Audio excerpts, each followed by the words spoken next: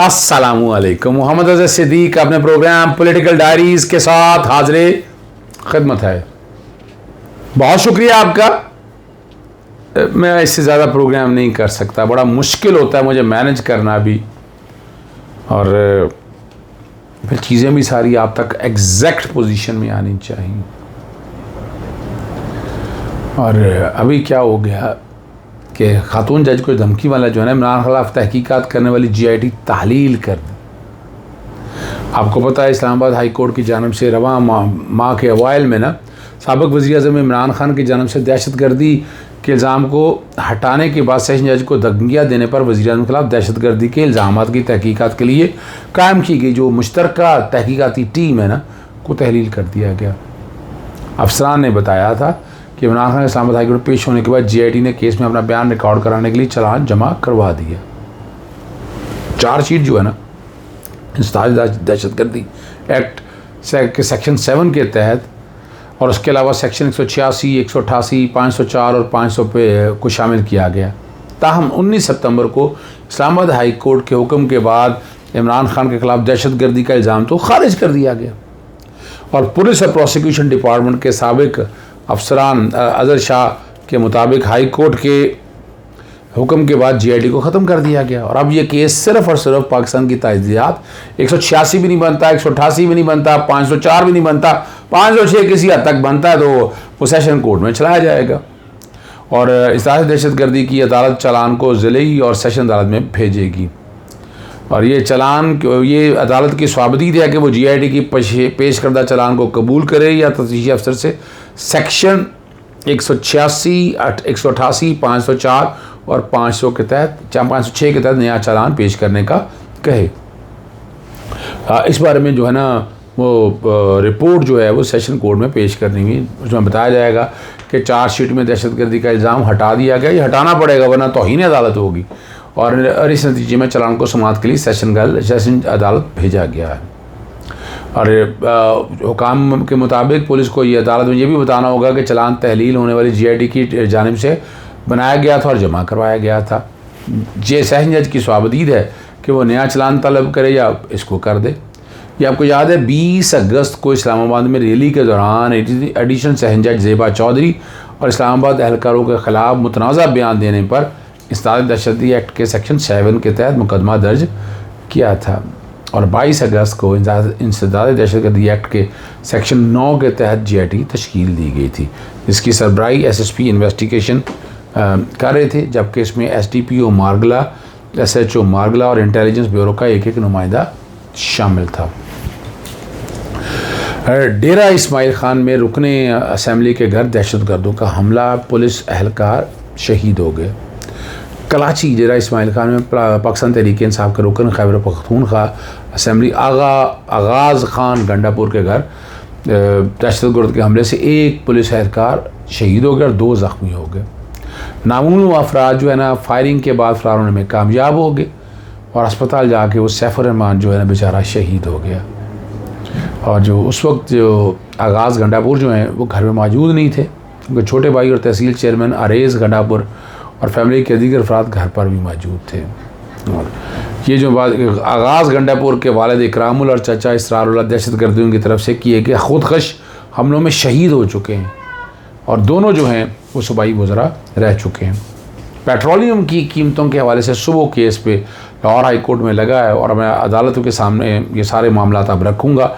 कोई मैकेनिज़्म नहीं है पेट्रोलियम की प्राइसेस फ़िक्स करने के हवाले से, और अजीब है, यानी एक एग्जेक्टिव ऑर्डर से ये सारा कुछ हो रहा है। और आलमी मंडी में खामिल की कीमतों में कमी के बाद पाकिस्तान में पेट्रोलियम कीमत 15 रुपये फ़ी लीटर सस्ती हो रही है। ये भी काम है, ये हाई कोर्ट में पेंडिंग पड़ा हुआ है, जवाब कहाँ देंगे।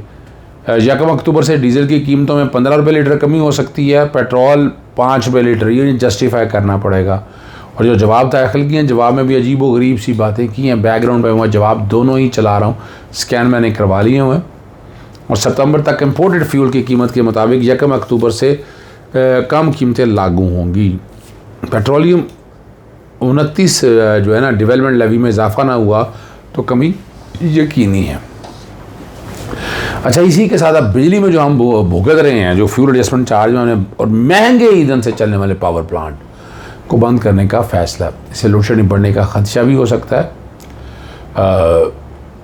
National Electric Power Regulatory Authority जिन पावर प्लांट्स को बंद करने का फैसला किया गया उनमें 7,339 मेगावाट बिजली हासिल होती है।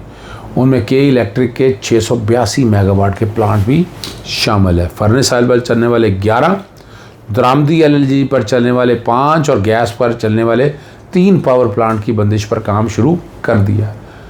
महंगे ईंधन से चलने वाले पावर प्लांट बैन करने का यह फैसला तवील मुद्दती मनसूबों की तकमील तक पहुँचाने के लिए किया गया।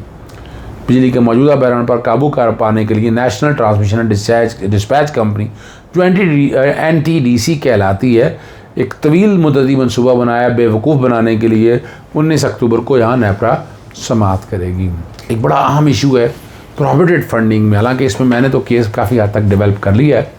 ये असद कैसर जो है ममनुआ फंडिंग की इसमें दलाइल मुकम्मल हो गए थे, फैसला ये मुस्तरद कर दिया उन्होंने। और पेशावर हाई कोर्ट में साबिक स्पीकर कौमी असम्बली असद कैसर की जानिब से FI के दायरा इख्तियार के ख़िलाफ़ केस की समाअत हुई। वकील ने दलाइल दिए कि उनको इंक्वायरी का इख्तियार नहीं है। 6 सवाल उठाए थे।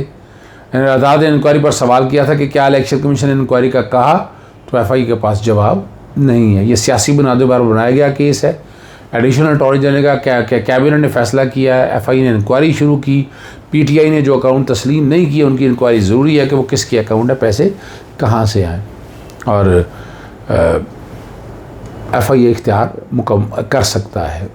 और यहाँ ये जो मामला है ना, ये एक सेटबैक है हम कह सकते हैं सारे मामले में।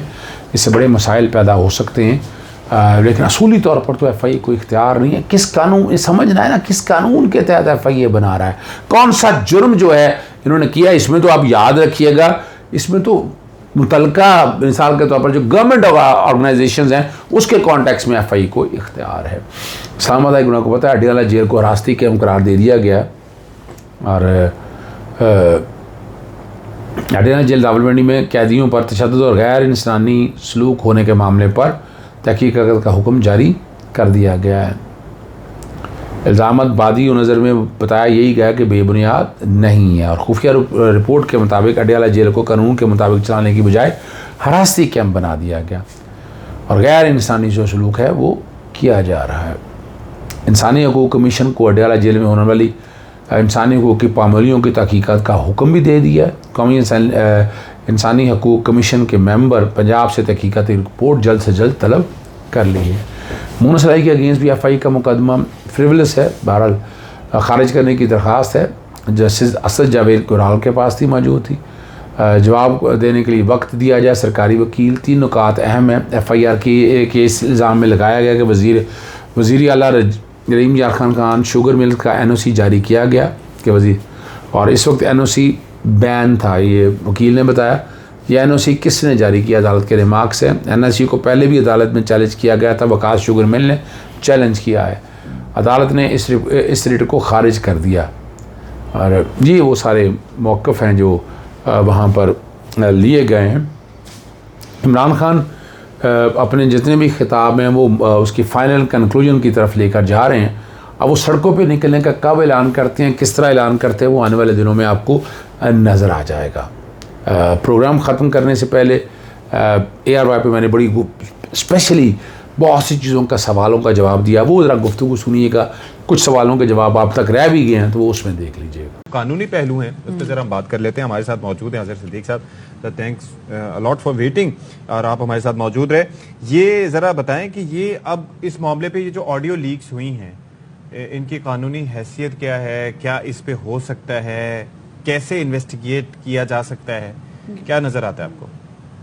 बहुत शुक्रिया। ये कोई नई बात नहीं है। तारीखी तौर पर अगर आप देखिए तो आपको याद है कि मलिक कयूम की और सैफ रहमान की वीडियो और अपना ऑडियो लीक्स आई आप लोगों के सामने है। जजेस के टेलीफोन रिकॉर्ड होते रहे, ये सारा कुछ रिकॉर्ड पे, ये कोई नई चीज नहीं है। लेकिन एक जो सबसे अहम चीज है वो टाइमिंग के हवाले से बात है कि इस वक्त जो नजर आ रहा था, मैं तो बड़े अच्छे से कह रहा था कि ये अब between the government between the line नजर आ रहा है कि शहबाज शरीफ को निकालना है और नवाज शरीफ ने खुद बराह रास्त एंट्री इनडायरेक्ट तरीके से अपनी लेके आनी है। मैं उनकी तरफ नहीं जाता, लेकिन जो सवाल बड़े अहम है इसके अंदर, जहां तक जो बातें कही गई हैं वो बातें साबित कर रही हैं कि ना सिर्फ शहबाज शरीफ ने बल्कि मैं तो समझता हूँ नवाज शरीफ ने, मरियम नवाज ने, इन सब ने आइन तोड़ा है। एक तो उन्होंने आइन तोड़ा है, हलफ अपना तोड़ा है कि सारी जो बातें हैं, ये कौन, मरियम का क्या कंसर्न है या नवाज शरीफ का क्या कंसर्न। हाँ, वो एक अलग बात है कि हमारा इस्लामाबाद जो है वो लंदन मुंतकिल हो चुका है, वो एक अलग इशू है। तो ये वाले जो मामले अगर आप गौर से देखें, हमारे यहाँ मुल्क में आइन का आर्टिकल 4 और 5 बड़ा वाज़ेह है, उस पर अमल दरामद नहीं हो रहा। असूली तौर पर तो बजाय इस्तीफा लेने से ऐसे वजीर आजम को बाकायदा भेजना चाहिए अलग तोड़ने के ऊपर। अब आते हैं दूसरी बात की तरफ। तो अरशद मलिक आपको याद होगा, ये इनका पुराना वतीरा है। अरशद मलिक की पहले ऑडियो रिकॉर्ड की गई कुछ चीजें इन्होंने खुद ही रिकॉर्ड की। मैं एक नई फिलॉसफी आपके सामने रखना चाहता हूं। उसमें जब बड़ी प्रेस कॉन्फ्रेंस की, मरियम ने बड़े इल्जाम लगाए, तो सुप्रीम कोर्ट ने एक प्रिंसिपल तय कर दिया कि ऐसी ऑडियो वीडियो आनी है तो उसका टेस्ट कैसे होना है, फोरेंसिक होना है, कोर्ट में जाना है, वो चीजें सारी रिकॉर्ड के ऊपर आ जानी है। मैं उसकी तरफ नहीं आ जाता, मैं जो ले जाना चाहता हूं आपको कि ये आप इसे क्यों नहीं समझते कि बाकायदा अपनी ही गवर्नमेंट में इनके अंदर लोगों ने बैठकर खुद क्यों ना इन्होंने लीक की हो, इन्होंने जान के लीक इसकी हो कि एटलीस्ट शहबाज शरीफ को साबित करना कि वो नालायक नाकाम हो चुका है, मिफ्ता इस्माइल कुछ नहीं कर रहा, ये खुद ही है एक कंट्रोवर्सी जनरेट करके ये हालात हो। और ये भी पॉसिबिलिटी है कि इन्हीं में अंदर कोई ब्यूरोक्रेसी में या कोई ऐसा बंदा बैठा हो जो इनकी रिकॉर्डिंग कर रहा हो, वो हो सकता है कौम के बेहतर मुस्तकबिल के वाले से बताना चाहता हो और उसने वो सारा कुछ डिस्क्लोजर कर दिया हो ताकि सारा कुछ सामने आ जाए। तीसरी जो अहम बात है कि ये भी तो हो सकता है कि मौसम बदलने वाला हो कि हालात। साहब, ये तो आग से खेलने वाली बात होगी कि आप उसके बाद आपको पता है ना, जहां से ये पिक्चर, जहां ऑडियो लीक्स हुई हैं, तो वो तो ये क्लेम करें कि उनके पास जो साबका प्राइम मिनिस्टर है उनसे भी रिलेटेड काफी ज्यादा हैं ऑडियोज मौजूद हैं। आपको लगता है कि मतलब ये चीजें, पहली बात तो ये आनी ही नहीं चाहिए थी प्राइम मिनिस्टर हाउस से, क्योंकि देखिए प्राइम मिनिस्टर हाउस में मुल्क की सलामती से मुताल्लिक भी बहुत सारी चीजें और मजाक बन रहा है हमारा कि ये तो हमारी साइबर सिक्योरिटी है।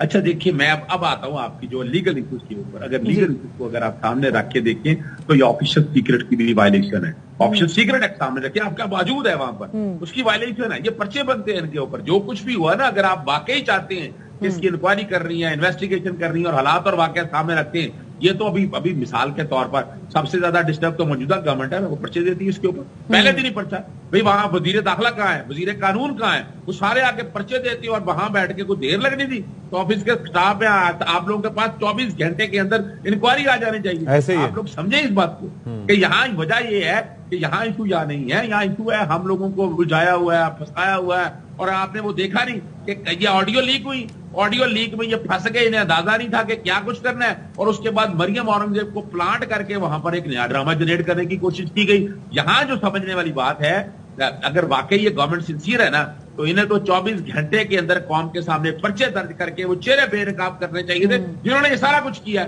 और नजर ये आ रहा है कि इसके पीछे ग्रेटर एजेंडा है। इमरान खान को आगे उन्होंने कोई तहरीक शुरू करनी है तो इन हाउस तब्दीली लाकर बेवकूफ बनाया जाएगा, लोगों को इधर अंगेज किया जाएगा। देखिए हमने गवर्नमेंट बदल दी, हमने शहबाज शरीफ को हटा दिया, वजीर खजाना, हालांकि हर एक को पता है कि सातगार में हाथ में कोई ऐसी चीज नहीं है, इस मुल्क की किस्मत ऐसे नहीं बदलनी है।